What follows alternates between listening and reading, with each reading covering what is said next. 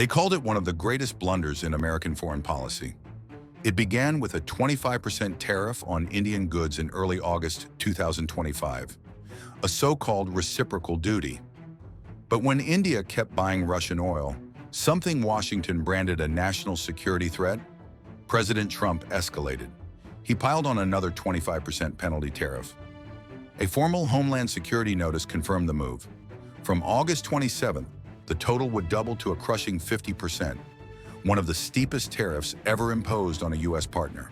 Not on Russia, not on China, not on an adversary, but on India, the very country it had spent years cultivating, the partner it hoped would be the strongest pillar in Asia, a counterweight to China, and a vital member of the Quad. Yet with a single order, all of that collapsed. It was one of those moments in history when a single decision set in motion consequences no one could contain. To some, it appeared like routine trade posturing, a familiar tough guy stance, just another episode in the endless saga of tariffs and disputes. But within hours, the world realized this was no ordinary economic maneuver. This was a geopolitical earthquake. Phones lit up across continents. Brasilia calling Delhi, Moscow speaking with Beijing, Pretoria reaching out to everyone. The BRICS nations, Brazil, Russia, India, China, and South Africa, moved with unusual urgency, and the irony was staggering. Donald Trump, in trying to punish India, had become the unexpected unifier of BRICS. Nations that often competed found common cause. In less than 2 days, a flurry of diplomacy drew them closer than ever before, all because of one tariff. Observers called it a strategic misstep of historic proportions. By slapping a 25% penalty tariff on India, the U.S. did not just hurt trade, it hurt itself. Because in seeking to punish India, it weakened its own long-term position in Asia. India was not just another market, it was the fastest-growing major economy in the world, a nation of more than 1 billion people, a cornerstone of the Indo-Pacific vision, and one of the few democracies large enough to balance China's rise. By alienating India, the U.S. lost far more than exports. It lost credibility, it lost trust, it lost influence. Instead of drawing India closer, the U.S. pushed it further toward BRICS. Instead of strengthening the Quad, it weakened its very foundation. What Washington gave up was not just billions in trade, but access to the world's largest middle class, a defense partner with unmatched potential, and a democratic ally that could have been the West's strongest voice in Asia. And what did it gain? Nothing. No lasting leverage. No strategic victory. Just the reputation of being unpredictable, unreliable, and self-destructive. In the long run, the United States did not just lose India's trust. It lost the chance to shape the Asian century. So what happens if BRICS continues to strengthen? The consequences could reshape the world. A stronger BRICS means alternative financial systems, reducing dependence on the U.S. dollar. It means new trade corridors that bypass Western markets.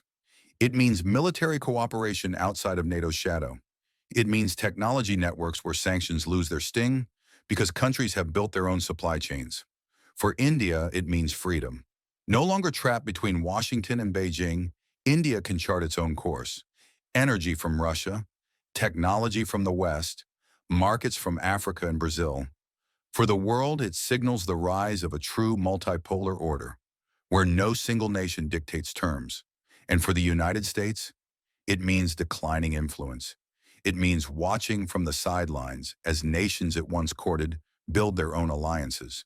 Because in the end, power is not just about weapons or money, it is about trust. And once that trust is broken, rebuilding it can take generations. This was not the first self-defeating move in American policy. In Vietnam, it underestimated nationalism. In Iraq, it underestimated local resistance. In Russia, it underestimated the long-term effects of sanctions. And in India, it underestimated the power of a tariff to realign alliances and redraw global balance sheets. Short-term choices, long-term consequences. The 25% penalty tariff on India will be remembered not as a trade dispute, but as the moment Washington revealed its unpredictability, as the spark that united BRICS, as the catalyst that gave India the confidence to stand taller than ever. Sometimes history changes with wars, sometimes with revolutions, and sometimes with tariffs. In India, the reaction was not limited to diplomats. It was personal.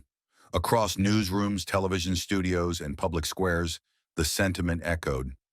We never truly trusted the United States. One voice said bluntly, India always knew the risks. That is why trade diversification was our shield. The impact was minimal.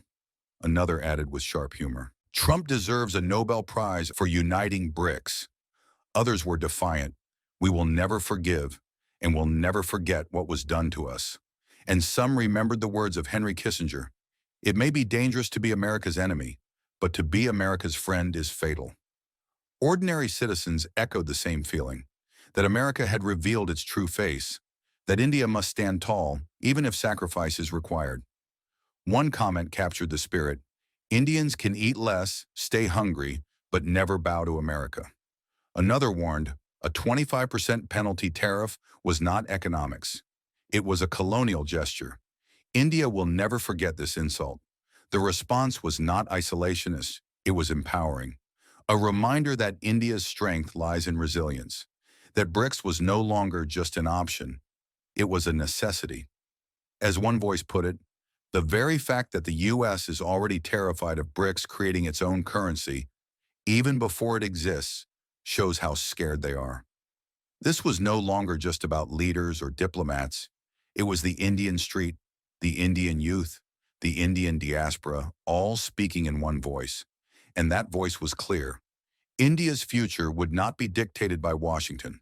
It would be decided by India's own hand, and shared with partners who respected its sovereignty. So the question remains, was the 25% penalty tariff merely a reckless policy blunder, or was it the very moment that reshaped the balance of global power? This tariff was not the first attempt to corner India. It will not be the last. But history shows one truth. India does not bow. India does not break. India turns pressure into power. The world saw only numbers. 1 billion people, a growing economy, a rising military. But what it missed was spirit, a spirit forged in centuries of survival, a spirit that finds unity in adversity, a spirit that refuses to surrender. Today, that spirit is awakening once more. 1 billion dreams marching in the same direction, a youth ready to shape tomorrow, an economy too vast to be ignored, a nation too resilient to be contained. And so, as the thunder of this tariff fades into memory, the world is left with one question. If a single miscalculation could unite nations and awaken India's strength, what unstoppable force will India become when it decides to rise entirely on its own terms?